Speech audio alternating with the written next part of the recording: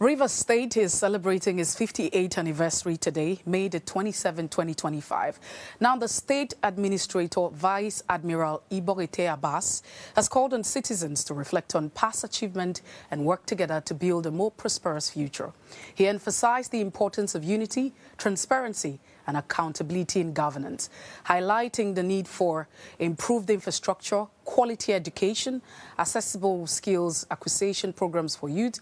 Well, it's another episode on your favorite primetime show, and my name is Messi Ebokwo.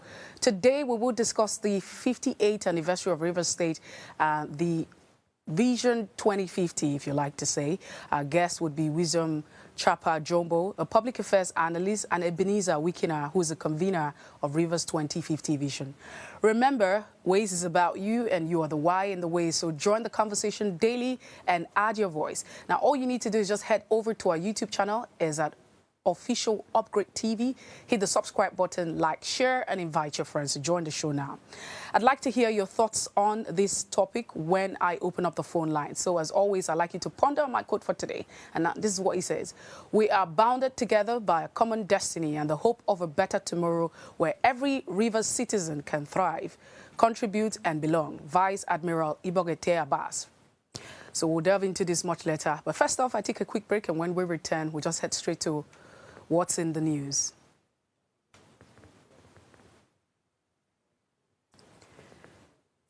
Okay, so I'm being told that we can't take that break really, but let's just go straight up with what's in the news. Now, this is what I found in the news today. Let's not also forget that today is Children's Day. So on behalf of myself and the entire team and the crew here, we want to say Happy Children's Day to all of the amazing kids out there, in the world. We wish you the very best and wonderful celebration today.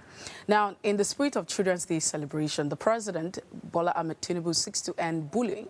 Now, as Nigerians celebrate Children's Day, President Bola Ahmed Tinubu says his government will continue to protect the rights and well-being of the children. He said that children are the future of Nigeria, but then again, there might just be a lot of questions in your mind. The president also says that bullying and violence and neglect are big problems for many children, and everyone must work together to stop them. According to reports, about 65% of children in Nigerian schools have faced some kind of bullying. In order to address this issue, in the spirit of, Children's Day, the president himself is set to implement new initiatives to safeguard children and enhance school facilities and ensure that no child is left behind. Absolutely, I think that's very fantastic wisdom. The president, saying that this would happen is a good one. I don't even think that we have to wait up until we're having a Children's Day celebration for that to happen. And again, as much as we're celebrating the kids that are in school, what about thousands of kids that have been displaced because of the insecurity in the northern part of the country? And so that's also another thing for concern. But what are your thoughts? Yeah, I think it's a day to reflect on, like you said, the number of children out of school in the country. It's perfect time to reflect on it. How much more are we doing for education for our children? The out-of-school children in Nigeria, the numbers are really high if you look at it and compared to other countries, especially the African country. And I think it calls for concern. So beyond, the thoughtful message by the president is that we hope that we can see an actionable approach towards, bringing children back, that are out of school, especially the northern areas, that I think is a concern because these children are the future. So if we agree that they are the future, what are we doing to educate them properly? So I think it's a perfect time to reflect on that. Another category of out-of-school children, I was supposed to do a report. I was going to do a report. I'd pitched that story. It was supposed to be an international report. Okay. However, there's another category of children that are out of school that we're not talking about, and these are persons that have been forced to be out of school because of the economic situation. Yeah. You will be surprised. I, met this man. It's fantastic. He has a job, but unfortunately, three of his kids were out of school because he's unable to keep up with the fees, pay and all of that. And that's because of the cost of living, how expensive things are. Well, like you've rightly stated, beyond just, this proclamation and statement and sometimes because all of this might just be out of excitement and they're just policy pronouncements. So those are realities also, because if you look at it, primary education and secondary education are very key in the development of any child. So we have to watch it. And this reality from this man you met, it's really reality for everybody. No, there's a lot going on. For major people right now, because the fees are going high, the schools have no choice to increase the fees, the cost of power has gone up, the cost of this have gone up, because of running the schools have gone up. It reflects now on the fees, except your child is going to a government school. But the government schools, they have concerns because sometimes the teachers are not there. Anyways, it's a conversation for another day. Let's quickly move to one of the other story that caught my interest today. Now, if you remember, if you have that video, please, let's have a silent film to this one. A police officer who was caught on camera, I think that was yesterday, extorting motorists somewhere in Benin, has been called to the office headquarters, or the force headquarters, I beg your pardon, after the video showed up of him asking for 5,000 naira or 5 liters of petrol from the drivers. And this, of course, was on Twitter. So yesterday, that's the video, but we can't put, you know, the audio right there. That's actually the video that went viral on X yesterday. As you can see, the officer had stopped this motorist, and he was asking for them to show a proof of electronic central motor registry and asking them to pay money or bring petrol. Right? But vividly, I think that it was also reported that this particular process was suspended. You were not supposed to ask. Police officers were not supposed to ask. So it's quite unfortunate. But however, we hear that it's on Twitter. So it's not even here. It's on Twitter. But the thing is, sometimes what is reported might not be the actuality. Because now the first police officer, that's Olu Muyiwa Adejobi, said that on Twitter, I quote, he said the behavior is wrong and is not acceptable. He also said that the officer involved or officers involved have been identified and are now being questioned. He stated that the police will not tolerate any bad or unprofessional behavior and promised to share updates with the public soon. But hey, do you think that really they are questioning anybody? Because if they're questioning people, wisdom, how come we have a repeat of behavior? Now, you know, when you show an example, let's say you have kids in the house and something goes wrong, you show an example. You know, everybody will sit up, right? Yes. But every day we keep seeing unprofessional behavior. Do you think anybody's been apprehended or questioned, or people are paying So for I think it's a big question mark with the police. Over time, we don't see the process through to, you know, dealing with police officers who, you know, act against the law or something. So it's a question mark with the police over time. And we just see a press statement, and the next thing we do, only very few times we see, so maybe out of 10, maybe only once or twice. You know, so it has to be something that when we see this kind of things, then we see police people or police officers who act, you know, against the law or provisions of the law. And when they default in that sense, how is the Nigerian police force able to follow through and ensure that we don't leave a question mark as to what has happened to this person? Just like in this case, we hope that this story doesn't disappear over time. Oh, well, that's it. Fingers are crossed. Let's see how all of that pans out. The Lagos state government is set to relocate the computer village from its current location in Ikeja to Kantaguru in Abulegba. Now, this particular move or clearing up is part of the government's plan to reduce congestion in Ikeja and improve traffic flow, and also create a more organized business environment, which I totally, agree to. I mean, the officials of this project, the government representative, is saying that the new location in Abulegba will provide better infrastructure, more space, improved facilities for both traders and customers, and the government believes this would also help boost economic activities and reduce the pressure on Ikeja Road and services. So, do we have that video, players? We could just show that some demolition, it's a video of demolition activities that has already started in some parts as a process of relocating the computer village. That's what you can see there on the screen. I'm not sure it shows everything, but really that's what it is. Now, one of the things that I saw, comments, usually when government comes up with plans and policies, there's usually different opinion and thoughts. And so people are already saying that this is very tribalistic. I want to really say that everything is not tribe. It's not everything that's about Igbo and Hausa and Yoruba. Sometimes the intention of government is really, true. So this is tribalistic towards who now? Yeah, and also because if you follow the reports and all of the conversation that's going on in the space, various platforms and spaces, you hear some people say, oh, it's targeted towards a certain, tribe, a certain ethnic group, and what have you. And so for me, sometimes I would always say that Nigeria is bigger than an ethnic group. Sometimes it's bigger than an individual. Everything is not about politics. Everything is not about ethnicity. Yeah, I agree. So sometimes, if you look at it, do we have congestion? There's a lot going on. This is what the government would have done prior to this time, but unfortunately, it's taking them this long. To be fair with the Lagos State government, they've been trying to do this move for a long time. I know. So, but the problem is, one thing first we need to agree is the computer village, causes pressure on that area, of Ikeja. I mean, if you're heading towards Ikeja under bridge and all, agreed.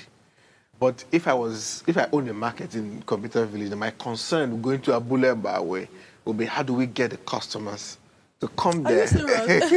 No, you know why? Because that would be some of what they are thinking also.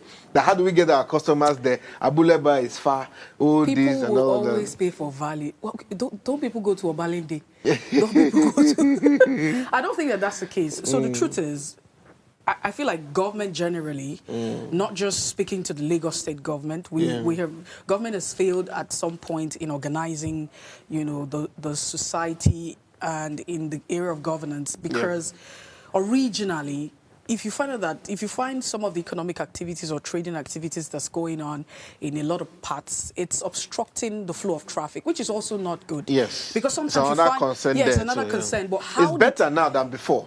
But how did we get there? It's because government failed at her responsibility. They're not supposed to be there in the first place. It's not supposed to be there. I mean, if you look at Sena climbs, that doesn't happen. You don't see people trafficking anything on the road like that, right? So all of the trading on the roadside and all that. So there's like and the market has grown so big that you have a market, so you go there. Yes. So government at some point failed, and that's why you have that spill. So from the part of government on this project, I think there needs to be a very strategic stakeholder engagement with the market owners, the people there, so that they are able to manage this. Because moving to Abuleba is a lot. Before everybody knows the market is in Abuleba, they will. They will over time. But people always pay for value. You have to be able to manage all of the concerns from the market people, and there needs to be a lot of education that goes into and all of that. It's a long, but I feel like the pressure that markets, in Ikeja gives to that Ikeja area, if the market wasn't there, I think traffic would be a bit better. It's better a little bit now than some years back, where that place can be total gridlock, and especially in the evenings when the markets are closing. Yeah, so I think I understand. Well, that's the much we can take at this point. For the want of time, we'll take a quick break, and when we return, we'll just delve straight into the major conversation. Please stay with us.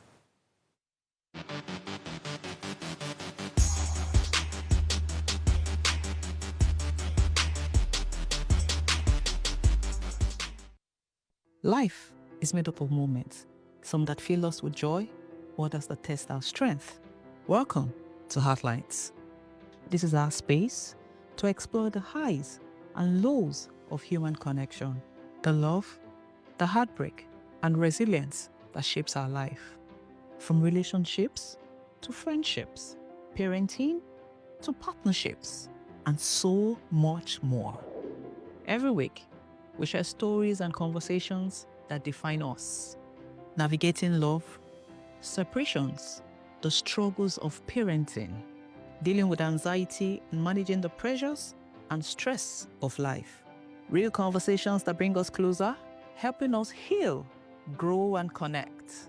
So join me Mondays through Fridays at 10 p.m. for Heartlines, the show where we connect hearts, have real conversations with real people, one story at a time. Tell us you're a Nigerian without saying a word. Energy security is one of the most pressing issues for many developing countries like Nigeria. And if there's going to be any meaningful progress, addressing our energy issues is non-negotiable. I need to see light for my house. make them do something. Band A is expensive. I literally have to turn off all my appliances just to reduce costs. We need light. Introducing the Energy Outlook, your go-to show for everything energy.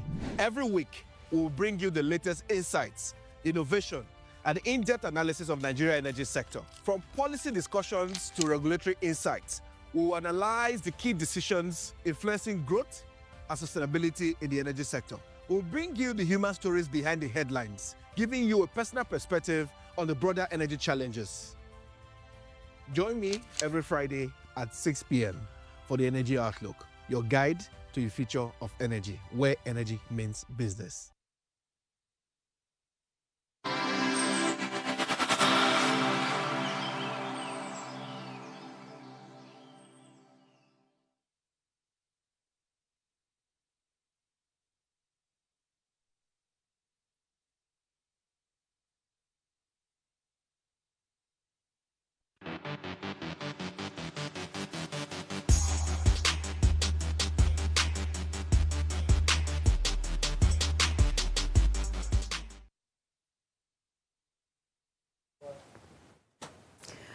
You're watching Ways in case you just tuned in. Welcome back and thank you for staying tuned. Now, we're just going to head straight to our conversation for today. Rivers 2050 Vision. The Rivers 2050 Vision is a bold youth-led initiative that seeks to co-create a long-term development blueprint for Rivers State, Nigeria, anchored in voices, aspiration, and experiences of its people. The project will bring together over 100 young professionals and citizens from across the 23 local government areas of the state to collectively shape a vision for what Rivers State should look like by the year 2025. Now, joining us to shed more light is Wisdom Chap Jumbo, a public affairs analyst, and Ebenezer Wikina, a convener of Rivers 20 Vision. Thank you so much, gentlemen, for being part of the show. Ebenezer, welcome. Thank you for being part of the show. Thank you. Thank you so much for having me. Wisdom, thank you for being part of the show. Yeah, it was a pleasure. All right, so I have been very curious from the inception when I heard that we were going to talk about this. I'm very curious. So I'll start with the convener, Ebenezer. Bring us up to speed. What is Rivers 2050 Vision about? Does it have anything to do with the government? Is this a government vision like Vision 2020, the 7-point agenda? Just bring us up to speed. Yes, thank you. Thank you so much for having us. Very well said. So the usual practice is that when a vision project comes out, it's either led by the government or is led by civil society or private sector working with the government. And it's after when the project is done that the vision book or the long-term plan gets sent down to the citizens. And so with River State, we've been thinking for a very long time that this state actually needs a plan. The last time we had a plan was as far back as 1975 to 1980, when the first governor of River State, His Majesty now King Alfred Spieth, launched that plan. It was a plan that was part of Nigeria's third national development plan. Since then, over 50 years, we haven't had a plan. So what has happened is you've had an administrator come into office, and it's whatever the person thinks or envisions as the way the state should go, that funds are spent on, basically. So looking at that it's not a sustainable way to do governance. Lagos State, Kaduna State are good examples of long-term planning. I mean, Lagos has a Lagos State long-term development plan, 2022 to 2052.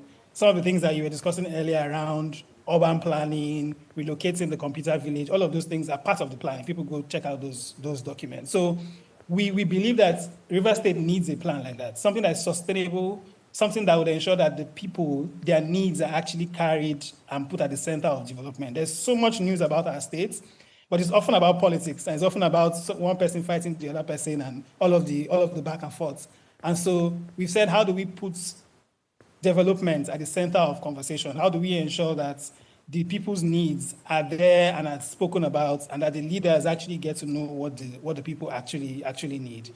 And so that's how this vision idea came about. We've convened, just as you said, we've convened over 100 young people from across the 23 local government areas, and also some people also have joined us from other states in Nigeria. And we're basically changing the model and saying, what if the young people who would basically bear the brunt of policy decisions in the future, what if they're the ones who lead this process of visioning for the future? And they bring together the citizens through surveys, a statewide survey. We're having focus group discussions with experts, bringing together past leaders that we can speak with, bringing international partners. Just last week, we spoke with an official from the Qatari government. So what if we lead this process? And what if, unlike what the convention is, where youth are just passive, what if we're the ones leading this process and taking the finalized product, which would be the Rivers 2050 vision book, to the government and saying, hello, government, whoever is in office, at the time, this is what the people want. These are their needs. Over the next 25 years, these are the number of schools that need to be built. How are we going to allocate the right resources to ensure that in XYZ local governments, these needs are actually met for the good of Rivers people. So that's how this vision project came about. It came from that need and that understanding that we actually do need to move forward as a state and put development at the center of our conversations. Yeah. Mm. So in other words, you're saying that the youth or a group of young persons who come together to be the think tank for government? Yes, well, to be a think tank, maybe not for government, but to basically be a think tank for their future, for the future of our own children. Wisdom is the father. Okay. The father as well. And we're thinking of what the future of our kids will be like. River State that we grew up in, it's not the same River State today. I mean, when Wisdom and I were growing up in River State, our state was known as the World Book Capital. Now we're the we're the Nigerian HIV capital. So there's so much that can change in the state, and we think that if there's no vision, if there's no change in our thinking, so yes, to be a think tank, but not for government, so to be a think tank to support government and ensure that we hold government accountable, because government is actually supposed to deliver on the public goods, on the democratic dividends, ensuring that our needs and our problems are actually solved. Yeah. Okay, so let's look at what are the components. I'm going to be asking Wisdom, what are the components of this vision? What exactly are you going to look at? So, for instance, now I would just use Nigeria, which is, for example, as a country, we know that we've been highly dependent on oil for our earnings, and we also understand that Rivers State contributes as well. Part of the oil that we get, as a country is also, it comes from Rivers State. So what are the components of the Vision 2050 for Rivers State? Okay, so what we have done when we looked at how we'll start this whole plan is we have come up with 15 thematic areas. These areas we believe should be at the critical point of the development of Rivers State. So, and these 15 thematic areas, what we have done now is we have put out a survey, for Rivers people to tell us where are the areas we should focus on, where are the areas that are of priority, education, what should we be doing? So all of these areas, by the time we begin to break it down, also you see that there are different focus, that they will begin to look at. So what will not happen at the end of the day is when we have the vision book for each of these areas, we're able to tell that, okay, this is what should happen here at this time. This is what should happen here at this time. This is what should be the direction for the state in this area. And all of it will be driven by the people. And like you said before now, when you think about vision or anything, it has to be government or the civil society that is leading it. In this aspect now, the young people are coming to say, look, we want to lay the direction for the state. We want to lay the direction for where development should go.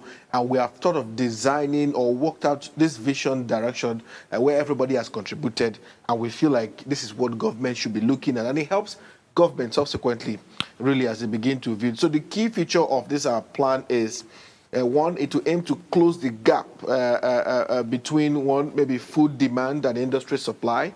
It to also plan to include policies, projects, and programs to help, with rural development. The plan at the end of the day will also give the state some sense of direction, a blueprint, to look at. For example, we're discussing earlier with the movement of computer village here and there in Lagos. For example, now if it's a River State, now with this plan, we're able to tell what kind of development should we want to see happen in a couple of years' time? So maybe in 10 years' time, this is what should be happening. AI and technology is changing. It's looking like the new oil, and the big Gulf countries are investing heavily in tech. Should it be something we should be looking at also as a state? That is also part, because technology is part of the thematic areas we're looking at. Oil and gas, what should we do differently, especially with the energy transition happening with oil and gas? Where should we be looking at? This plan will tell us the direction for all of those things. So these are just some of the areas or the features of what we're looking at for the plan. Yeah. Okay.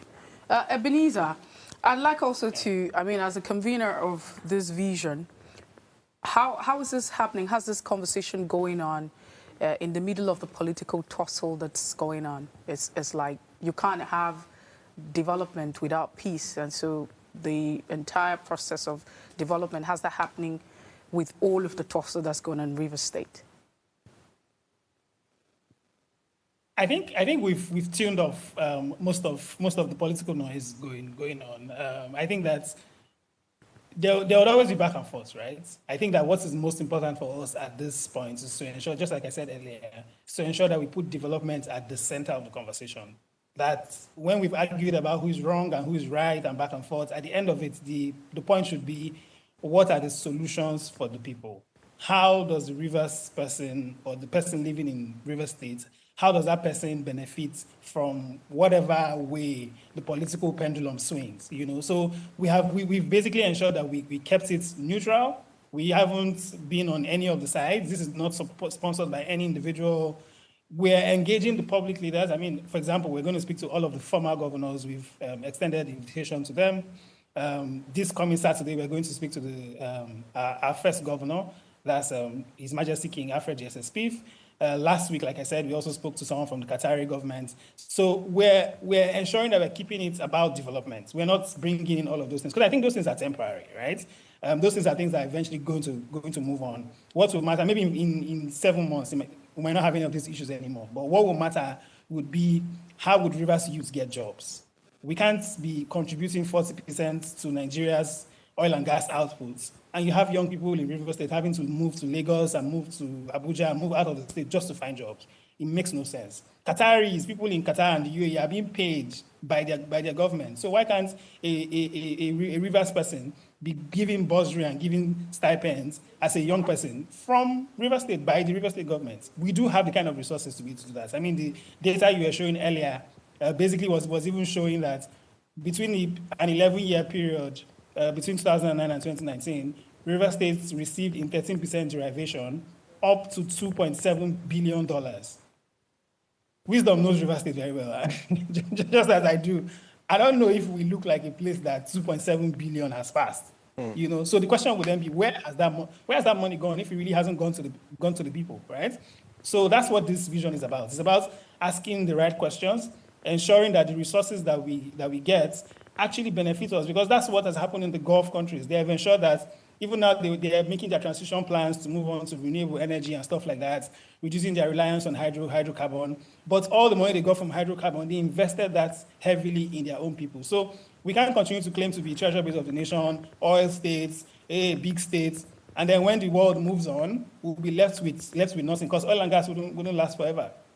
So how do we ensure that now, in a period of plenty and a moment of prosperity, how do we ensure that we use those resources to invest in the states, invest in the people, so that we can have a diversified economy, much more than just the hydrocarbon economy that we have currently? So yeah, so we've tuned off all of that noise. We focus on the development conversations.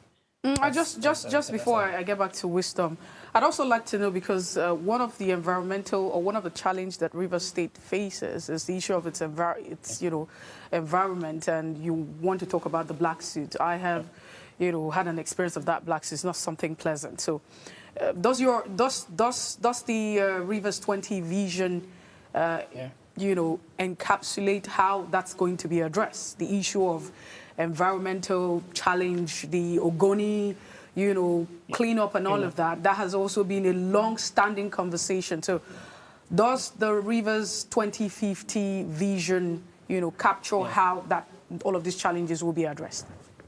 Yes, it does. It does, all the way from pollution. In fact, just as Wisdom said, environment is one of our 15 thematic areas. So like you said, we have 15 focus areas, and these areas cut across the various areas where we think River State should be able to grow over the next 25 years.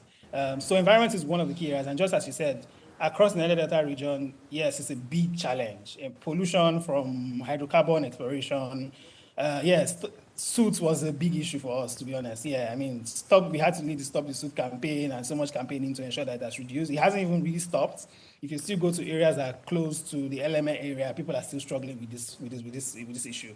And I think this is, again, years of neglect, years of just like not planning for the fact that if you continue to flare gas for a long time, or if you don't tighten security on certain pathways, you have illegal refinery that will add to all of these issues. So again, it comes back to planning and visioning. So yeah, so we have that plan, we have that put in there. We also have a section of the environment plan, the environment block, that would look at ensuring that the state can come back to being the garden city. We used to be called the garden city. You know, now, rivers people go to like Akwa Ibom and go to Cross River, and we're happy to see everywhere clean. But like growing up, my parents would always tell me that River State used to be one of the cleanest states in the entire country. We were called the garden city. There's landscaping everywhere, beautiful flowers, trees, urban planning. If you go to the old GI area of River State, it looks like London, right? maybe not as good as London, but yeah. But you basically get what I'm trying to say. So I think that kind of thinking and planning, even in our sanitation and even the way we sort of like relate to the environment, we manage pollution and ensure that we're keeping our environment clean. We used to have monthly sanitation where we know that on that Saturday, everybody must, if you don't come out, they're going to catch you. You know, so we all come out, we all clean. Those practices are almost like eroding away, right? We've not had sanitation in a very, very long time. So I think bringing back all of those things that ensure that the community is better, the state is better, and we actually move the state forward in the right direction. Yeah. Thanks. Okay. So let's get to this part of it. I thought we were just going to go on that break before we talk about it. But Wisdom, we understand that, you know, with this country, with government, at the end of the day, the platform to drive all of this, it sounds very brilliant. But then again, the vehicle to drive all of this is the government. And like you have rightly mentioned, regardless of whoever is in position would be, you know, to say, hey, this is what it is, this is what the people want. Like we've seen over time, implementation is a major concern. And usually policies do not reflect the interest of the people. So how do you see this vision being implemented, acceptance from the authorities and driving it? Do you see that the government would actually go with this idea? Okay, I think the first thing we did when we started was to write to government to inform them that as young people we're working on this. So that was step one. And your question on whether the people, over time, this kind of plan doesn't reflect the people or, you know, carry the interest of the people. No, because usually, you know, you find out that the ruling class would have policies, but the policies usually do not reflect the interest of those who need the solution. So to solve that now, in this approach we're doing, we have a survey going out, and we hope we gather almost up to 50,000 responses to the survey. And in that survey, because the responses will be coming directly from the people, we are looking at that approach being able to address some of their concerns and be able to speak to where should the focus be. And when you click on the survey, in case you're watching, you can just go to www.rivers2050.org to access that survey. And in that survey, the questions we're asking there is to get answers from the people, from you, the people. Tell us, where do you think, from your experience now where you are, where do you think should be the focus on this? Where do you think should be the focus on that? We have 15 thematic areas, as I mentioned before, and experts, you know, are being collated into focus groups to help us analyze these thematic areas and be able to answer to it. We've done the first meeting with a representative from the Qatar Foundation, and there are a series of engagement we'll be having in the coming weeks as we pull these experts, former governors of the state, people from the state that we believe that their thoughts and contribution will be helpful, you know, as we look at these thematic areas. And I'll just read it out for you. Education, healthcare, culture and tourism, technology, innovation, food security, human security and safety, media, sport, entertainment, housing and urban planning, environment and sanitation that you just spoke about, transportation, justice and institution, youth development, energy, business and investment, and blue economy. So all of these thematic areas, at the end of the day, we're able to answer the questions as to, in the next couple of years, where should this, or what should we be focused on in this? In the next 10 years, what should be happening here? Right now, where should be the focus for the state? So all of this, at the end of the day, between now and we're hopeful, our timeline is by October, maybe, by the grace of God, we're done with the vision book. We're going to bring all stakeholders again to a launch and be able to present that book to the government of the day, whoever is in government at the time. So from there, we believe that some aspects of this vision will begin to be implemented, hopefully. And subsequently, even as we go into the 2027 election, as young people, we will now have a tool to be able to engage the leading class, to say, look, we've engaged the public. And this is the response they say on areas that focus of development should be. And we're hoping that as we begin to engage our political class and leaders towards the election period, maybe, we're able to have a structured approach to engage them on areas we feel like development are lacking or what we need to do. And the good thing is we've used AI to imagine, how the state will look like in 10 years, in 20 years, in 25 years. And, and we have very beautiful, if you look at the website, you see very beautiful aspects of some of those imaginations we're having. Thank God for technology and AI. And we're able to imagine what kind of road should we have, what kind of schools should we have, what kind of, all of those things I think are very helpful to imagine the state. And as Ebenezer said, this is we moving from all the political noise to go into the real work of development and setting the blueprint for the state on where things need to head. So, see, this is our strategy for engagement, how we've started, how we are hoping to end, presenting it to government of the day. And hopefully, once it is accepted, it's going to be a medium or a way to engage subsequently. There's a long time, and I hope that as we begin to see things emerge from this vision, everybody will indeed be happy. As the last time River City had a vision, and today is making us 58 years, the last time we had a vision for the state was 50 years ago, under the first military governor of the state. So you can imagine how long it has been. Every other government since that time just comes in with their own idea where the governor thinks anything should go. This governor comes and says, all he wants to do is road. This one says all he wants to do is education. You understand? We are not able to have a proper spread. And 23 local governments in River State are really rich in diverse means. You know what? We take a quick break. When we return, we'll continue the conversation right here. And when we come back, I'd like us to talk about the issue of continuity. Because, again, they say government is a continuum, but that's not the case, with us. We'll be right back. Please stay with us.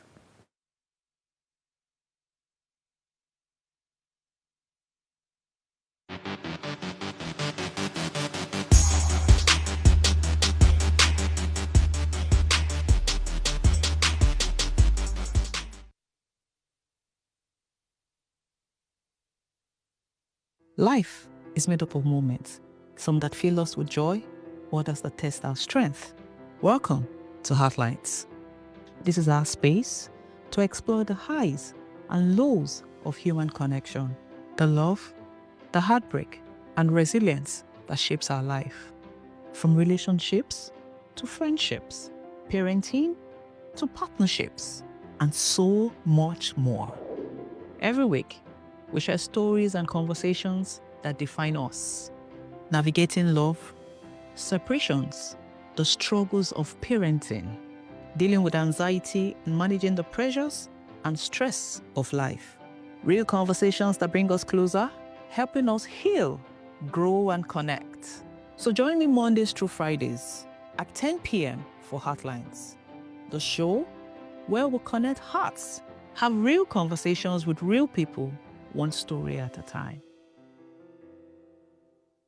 Tell us you're a Nigerian without saying a word. Energy security is one of the most pressing issues for many developing countries like Nigeria. And if there's going to be any meaningful progress, addressing our energy issues is non-negotiable. I need to see light from my house. Make them do something. Band A is expensive. I literally have to turn off all my appliances just to reduce costs. We need lights. Introducing the Energy Outlook, your go-to show for everything energy. Every week, we'll bring you the latest insights, innovation, and in-depth analysis of Nigeria energy sector. From policy discussions to regulatory insights, we'll analyze the key decisions influencing growth and sustainability in the energy sector.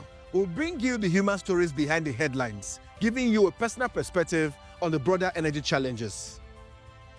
Join me every Friday at 6 p.m. for the Energy Outlook, your guide to the future of energy, where energy means business.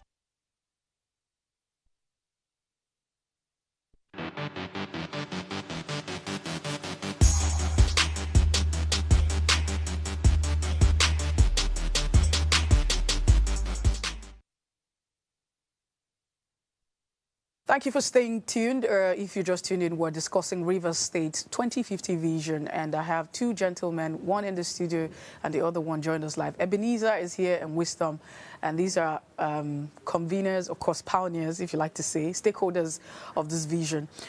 Once again, gentlemen, thank you for joining us. Ebenezer, let me come to you now. Like I said before, one of the characteristics of governance is continuity. Now, we understand, I mean, from what you have said, I understand that this is a blueprint where young people are saying they are driving the focus or the direction of development for the state. Again, the tool of implementation will be highly dependent on government. And we understand that for every time you have a change of governance, there's always people move away from policies. We've seen that. PDP, there's no continuation. So, what is the plan for all of that? How does the vision address lack of continuity, which has always been, I mean, which has characterized our government? Yes. No, that's a wonderful question. I think for us, that's an existential question for us for the project. And we've been exploring and, sort of like researching what are the ways people are able to ensure that these plans work. In some climes, especially in the Gulf countries that we spoke about, they're lucky because they don't have a democracy, right? I mean, lucky in the sense that they're able to say they want to do something and they insist on going through it because it's one person that's there for a long time and then probably hands over to his own son and then the son takes over and then continues to run with it.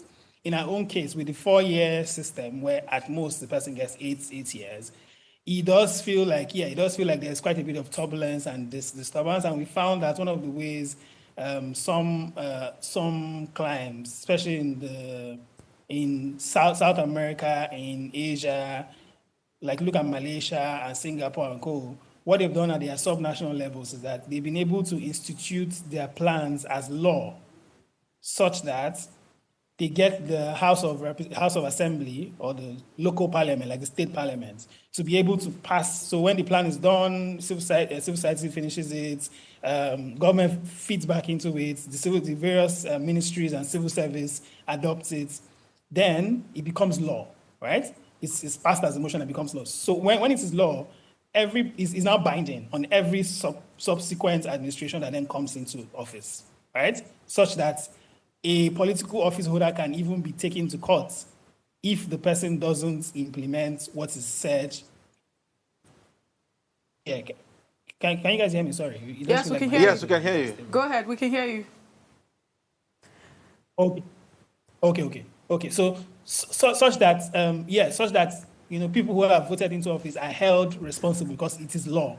We haven't gotten there yet because, I mean, we're still at the stage of working on the vision. So it would be like jumping the gun to try to start. We don't even have a House of Assembly yet currently, sadly. So we can't even go to engage them. So hopefully we hope that normalcy returns to the states. However, for us, I think we're first going with a soft approach. And that's something we've discussed extensively. Wisdom knows about this as well. We're going with a soft approach to be able to engage these various, whether it's people who show interest for elections, people who are influential voices within the states, people who are seen as leaders, and that's why we're engaging all of the former governors, engaging people who are within the national, you need influential voices to be able to move this thing forward, right? So that's the thinking for us. We're going with a soft approach. Perhaps in the future, we might see that, okay, when government adopts this. Okay. Ebenezer, we seem to have a bit of a disconnection from your side. We're hoping that you can actually handle that. But let's get back to Wisdom in the studio. I'm glad that we can actually look at all of that. Don't make me laugh. Anyways, so what are your thoughts? You had the question that I asked Ebenezer. The issue of continuity is a problem. And this is a very beautiful, idea. I know I haven't seen everything. I haven't seen the blueprints, all of that. But still in the works. But the idea seems brilliant, fantastic. Again, what happens with the issue of continuity? We've seen that policies are abandoned, projects are not completed. So how does the Rivers 2050 vision intends to tackle all of that? What are the plans? So the good part of it is first driven by young people. Okay. So it's not driven by government now, or it is not being curated by government. So this will be owned by the people, we, the people. That's one. Secondly, the reason why many visions have not materialized in Nigeria a lot of the time, it's an issue with leadership, which is what we, as a people, we also need to tackle it. And I'm happy that we are going into another election cycle very soon. As you can see, the politicians are already hitting the polity with all of this conversation is. And so what this helps us as young people in Rivers State is we go into this with a structured approach of how we want to engage leaders, specifically on what we're going to hold them to a social contract on.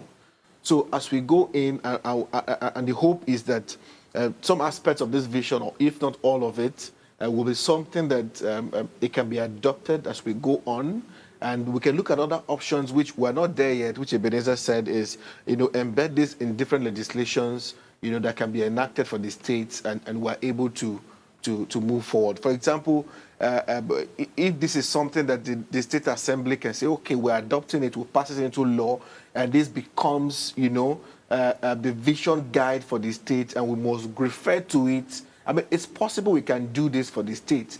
It has to be engagement that will get there. But ultimately, at the end of the day, if you ask me, to just, share my thoughts really on this, is that to achieve this, to make it work, it has to be something that is guided by law. Just that we have the by law also saying that you can't spend the state's funds without the budget. And that has helped, in many ways to safeguard our resources. So if the developmental blueprint or vision of the state also could be embedded on, in a law of the state, that could also help it. But we are not there yet. Where the stage we are now is we want to first curate the vision. We want to draw out that blueprint. And that's why I think everybody needs to go to our website, to really feel this survey. If you go to www.rivers2050.org, there's a tab there. You just look at the survey. We want to hear what you think. We want to get your thoughts. Go and feel it. Let's, like we said, our target is maybe 50,000 responses to the survey. That will help us give a broader look on what everybody is thinking. But after this, I think the next step is how do we now engage, which is the next plan, and that we're going to put forward, as a project after we have been able to, pass the launch, the vision book, which we, all stakeholders will look at the content and also see that there's a direction for the state in itself. Well, let's hear what you have to say about our conversation, Rivers 2050 vision. And we have two gentlemen, one in the studio and one joined us live via Zoom. So let's hear what you have to say. Remember, you can join the conversation by sending an SMS or WhatsApp to the number 081-8038-4663. SMS and WhatsApp to that number, 081-8038-4663. That's the number to send your messages to. Now, the phone lines are also open if you are from Rivers State or maybe you live in Lagos, wherever it is that you are, you can be part of the conversation. Plus, today is the anniversary of Rivers State, 58 years. So you can call the number 070-250-0077 and 49 or 0701-422424 and 20. I hope that I got that correctly. Let's hear what you have to say. Again, Ebenezer, do we have you back online? Yes. Oh. Can you hear me now? Good. Yes. Okay. So let me get back to you now. As we close the conversation down, because we're almost out of time. Does this, because, Wisdom has been saying you need to get online to, check out the survey and all of that. Yeah. Is this vision really encompassing? Does it capture those in the grassroots, those who don't have access to a smartphone, who can't, join your survey? Is the Rivers 20 vision a grassroots-based vision? Yes. That's a very, very good question, and that's why we have also started to work on a plan to launch local enumerators who will be actually physically going. We're going to first of all start with having 5 enumerators per local government area, who will start going to engage at the different ward levels and having community town hall conversations to actually physically with paper fill out survey for people who cannot access devices. We'll also move around with devices as well. We're looking at how we can begin to engage universities, speaking to student union governments across the states, tertiary institutions. We're looking at how we're also going to start engaging religious organizations as well. So because they actually need to be brought on as well, because that's where the population is, right? So we're looking at it holistically. We've launched online because, first, that's the low-hanging fruit, right? You begin online and then you scale to the other parts. So we've launched online. We've started the conversation thanks to you and thanks to the various media organizations who have brought us on to talk about this. But we know that we actually do need to physically begin to engage, and there's already planned for that. We're already reaching out to partners as well to seek support because that will really be cost intensive when we begin to engage at that particular level. And we're hopeful that we'll be able to get the support that we need. So far, this has been driven by just young people. This is us and our salaries. We're not billionaires, right? But it's us and our salaries. And caring about our kids, right? Caring about the future of our children, and saying how can we actually do something for the state to leave a legacy back for them. So eventually, once we begin to raise support that we need, we actually would take this offline and begin to engage at the grassroots level. If I may add to that, really, and if you look at the 23 local governments of Rivers State, they're unique in many ways. For example, where I'm from, Bonny local government, we contribute about 4% to the GDP of Nigeria. So there's LNG, there's Mobile, there's Shell Renaissance now that is there. So the presence of these IOCs for almost 4%, to GDP we contribute, and there has not been any, active presence except the role that the federal government is doing now. So there could be more if we're able to capture where are the needs of different local government.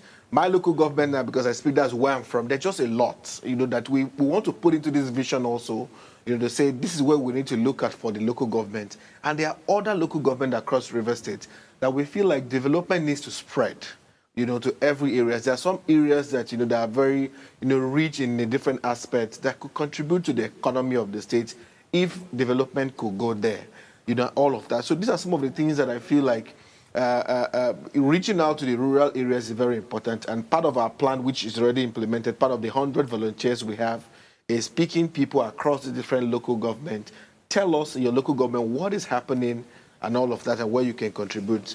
And of course, that will make up the vision at the end of the day. So I'll just give Ebenezer Wikina just a few seconds. What will be your last words if you're speaking to the entire Rivers State now and all of the stakeholders? What would you say?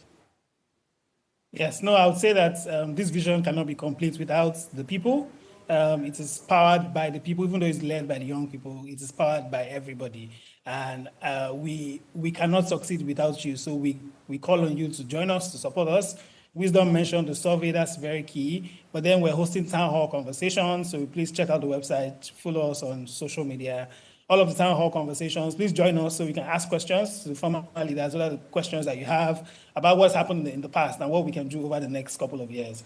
Join us and let us make River State, the state that we dream of and the state that we can live and be proud of for our own children and their own children.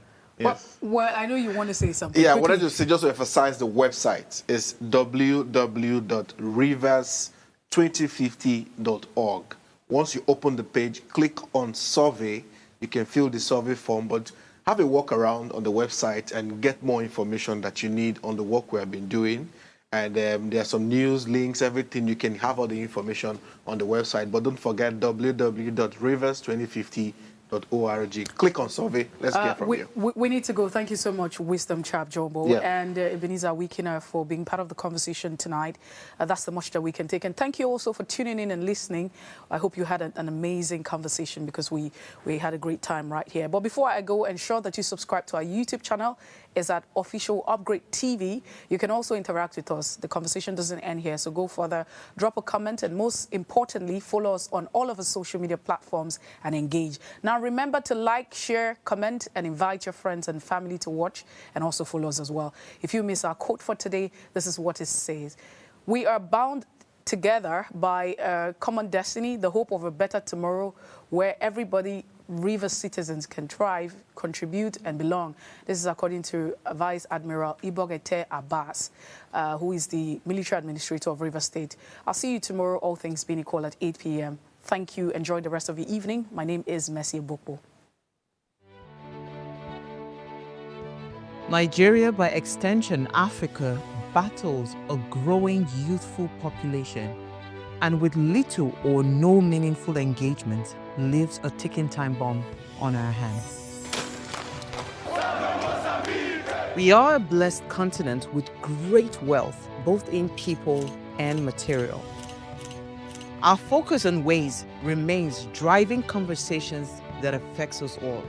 Topics in the news, social concerns, politics, leadership, governance, empowerment, resource management, conflict management, finance, SME sustainability, technological innovation, food security, health, education, brain drain, our well-being, citizenship, and much more.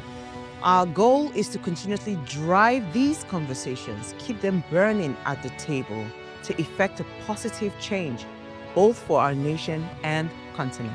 Ways, what are you saying, has a secret ingredient that completes the conversation every single episode, and that ingredient is you. Our past conversations shaped our yesterday. To shape our tomorrow, we must keep talking. So, I want to hear you. Be a part of our live conversations Mondays through Fridays. And let's all have our say.